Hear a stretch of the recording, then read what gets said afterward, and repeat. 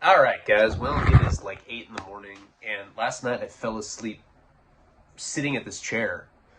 That's happened to me before if I'm really, really tired. And, the reason I was so tired is the night before that I didn't get any sleep because I was so excited to go meet Brittany Furlan and Tommy Lee. I don't think I'm saying her name right, but I was really excited to meet Tommy Lee because he was like one of my childhood heroes. All rock stars were. I turned out fucking fine. I just woke up, and I already tried to do a monologue. I was like 6 minutes into it, but I kept like stumbling on my words because I haven't even had a cup of coffee yet.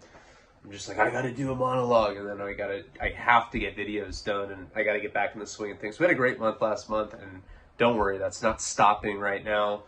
Last couple days, it was just, I think because I was going so hard with stuff at the end there that I just had to catch up with things, and then I didn't sleep or whatever. But don't worry, nothing's wrong.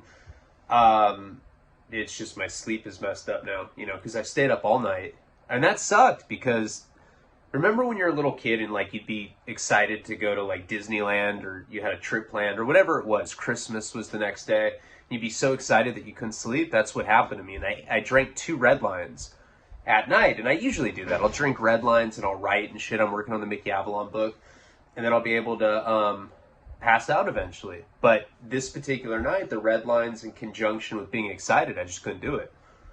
I don't know why Tommy Lee was my idol. I think it's just because he had a big old fucking pendulum swinging hammer cock. Like, that guy's awesome. Like, why do you talk like that? You sound like some strategic serial killer kind of guy that puts rags with chloroform up to a woman's face in a parking lot.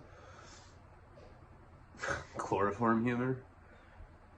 This is exactly what I did wrong in the first video. I couldn't even land my jokes correctly, and I was stumbling things up.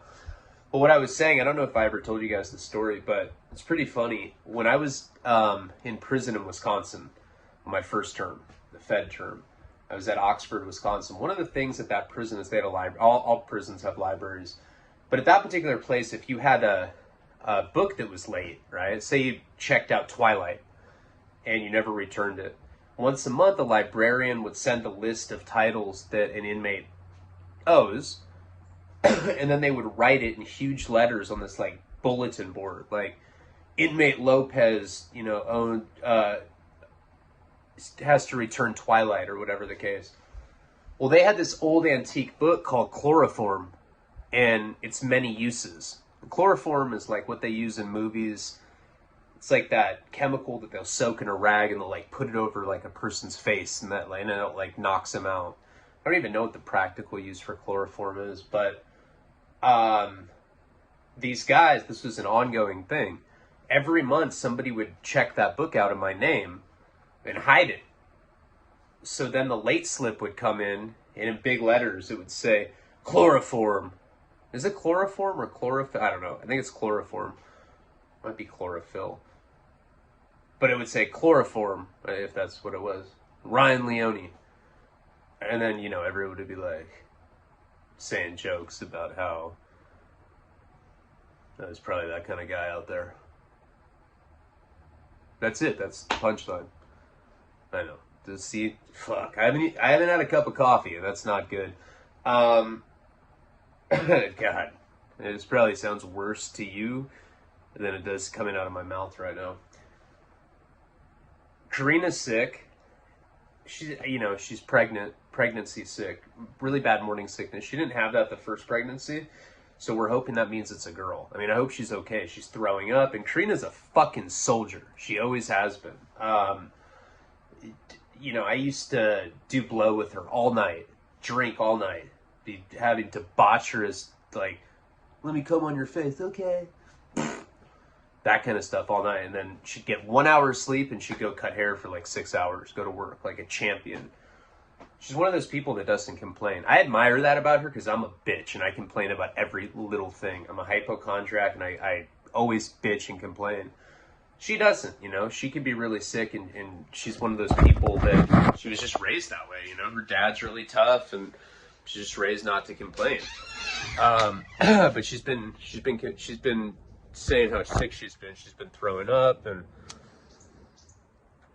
we looked online, and there's a lot of theories with that if you're having a girl, because there's, you know, more hormones or whatever, it can lead to morning sickness, because she didn't get that with Nico. I hope that's what the case is, and I hope there's nothing wrong with her.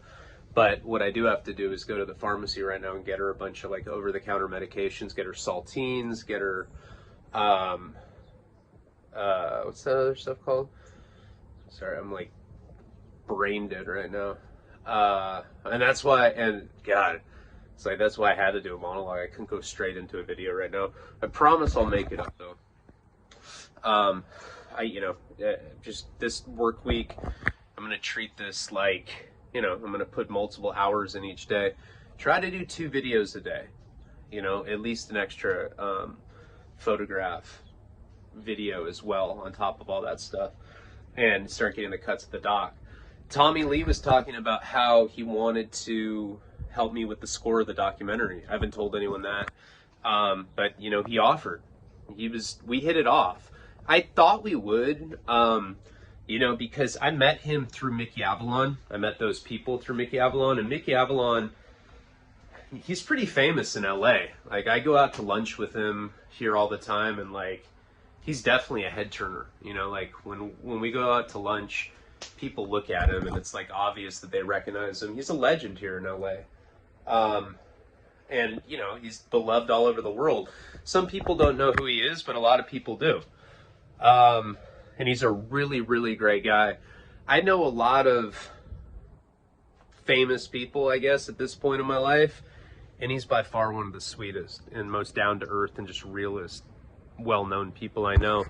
So I kind of figured that Tommy Lee was going to be like that, and then just kind of watching like his Instagram posts and how he was, I kind of just knew that I was going to hit it off with him. And I was cracking dick jokes with him the first 5 minutes that I was there. You know, it was really trippy. You know, I pulled up to this big gated community. They live in Calabasas. That's like where Justin Bieber lives and Kim Kardashian. It's just a really nice part of LA, you know, in the outskirts of Los Angeles. And when I get there, you know, I had to go through the gate. I posted that. Brittany had waited outside for me. Sinister gave me a painting to give to them because he loves Tommy Lee. He's like, dude, I love Tommy Lee. Give him a painting. He gave him like a really, really nice custom painting. And she was waiting for me outside. She's like, hey, Ryan. You know, we've been talking on Instagram, DMs or whatever. You know, because Mickey made that introduction. And I was like, hey, I got a present for you. And I showed her the painting that I'd gotten, that Sinister had given me. They were so stoked about that. She's like, oh my God, Tommy's going to love this. We went inside their house, and their house is by far one of the top 10 nicest houses I've ever seen. You know, growing up in Santa Barbara, I was around a lot of rich people, famous people all the time growing up, you know. Big multi-million-dollar houses. When we went to keg parties in Santa Barbara, a lot of times we went to these big multi-million-dollar properties. You know, I went to keg parties at like the director of Back to the Future. His kid went to high school with us, shit like that. And all of those people had really nice houses, but, you know, celebrities have like new money. So it's not like, it's like more tasteless wealth, you know, it's like just really badass shit. You know, he had like some huge koi pond that was like inside, and it was like 4 or 5 stories, and like you look down and there's like this like weird koi ponds everywhere. I don't know how to describe it, but it was really kind of like zenned out. It was just a nice, kind of like what you'd picture his house would look like, what a rock star, probably the first rock star's house I've been to. You know, unless you count like Mickey Avalon. He's got a really nice house too, but Tommy Lee is a baller.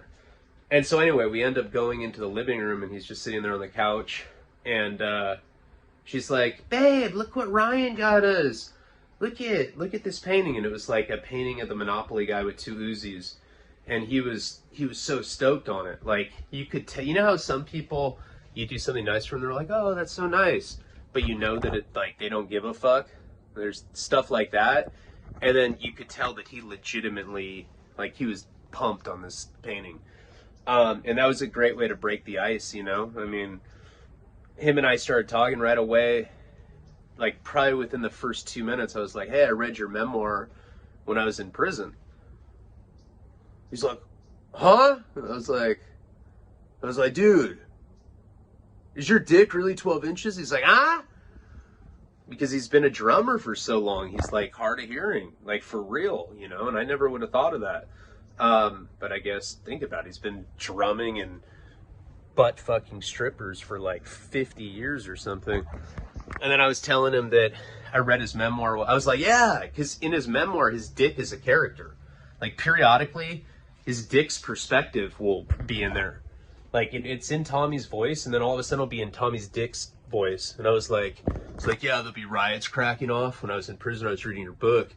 Like, hold on, guys. Gotta see what Tommy's cock's gotta say. And like, it was dead silent after that. And like, I couldn't help myself, remember? I was like, should I do a dick joke with Tommy? Should I not? Dead silent for like 10 seconds.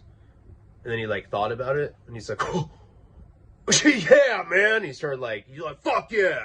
He's all, nah, he doesn't talk like that. But no, he laughed. I really did say the dick thing.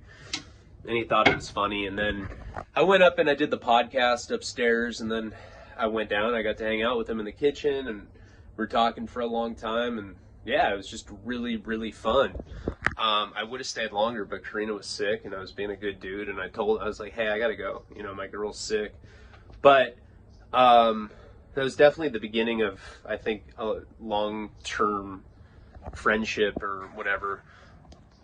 Especially, I think he feels bad for me because I told him, I was like, hey, man, my dick looks like a root beer barrel that somebody sucked on and spit on a barbershop floor.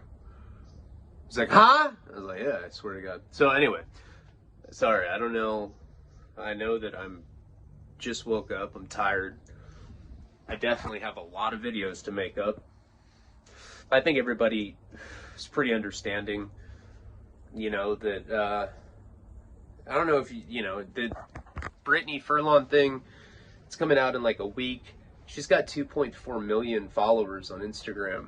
That could be a that could be one of the big ones right before Joe Rogan, you know? Joe Rogan's going to happen when the doc's ready to come out so that I actually have something to plug. But that is going to happen for sure. This is going to be the biggest podcast I've been on. And what I like about going on hers is it's going to be a whole new demographic of people. You know, when I was on Big Hurt, OG Bad, all those guys, you know, the prison channel people, a lot of that was 23andMe's demographic overlapping. And a lot of that was Al Prophets. This is an entirely, in Simon Rex, I think I got some people, but a lot of those views came from my own base already. I mean, surprisingly, my video is one of the biggest videos on Simon Rex's platform. If you go and look at it, I think Wes Watson got more views than me by a lot, 100,000 more. And then Charlie Sheen got like 500,000. But I'm like the third biggest video on there, which is surprisingly. And I know I'm in the top 10 for Al Prophets. So I think that my story is saleable. I think I just need to be exposed to a larger audience. Joe Rogan's, obviously that's going to be life-changing when that happens.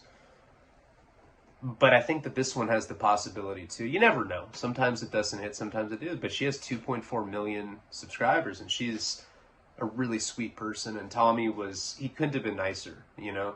Sometimes you meet famous people, and you're like, wow. Like Gavin, whatever the fuck his name is, from Bush. A bad experience with him. I think I've told that story. I was backstage when I was 12, and because I became friends with this kid whose dad owned Ticketmaster, so he got backstage passes to every show, like ever. Wish I was still friends with that guy. I mean, that was a great connection to have. So and he lived down in LA. I lived in Santa Barbara. Once in a while, he'd come up and go to a concert, and he'd always call me and be like, hey, do you want to go to the show, go backstage? You know, I was probably 11 or 12. Moby was playing with Bush. And this is back when Bush was in the height of their success, before Gwen Stefani started fucking rednecks. She's like, I'm going to sew this Cowboys dick. Gavin's like, oh, he's not an artist. I mean, however that fucking loser talks. But this is when they were really big. And like as an 11-year-old kid, I had like a Bush hoodie on. You know, I probably had like a Bush bracelet that matched my Bush hoodie. And I got backstage. Now, Moby was playing with him, and Moby was relatively unknown at the time. That song Porcelain, which is a great song, I still love that song to this day, that had just come out, and it was in a skate video that I watched, a Transworld video. So I walked backstage, and, you know, there's all the girls, all the groupies. I was too young for that to really be like, you know, my main focus was meeting Bush.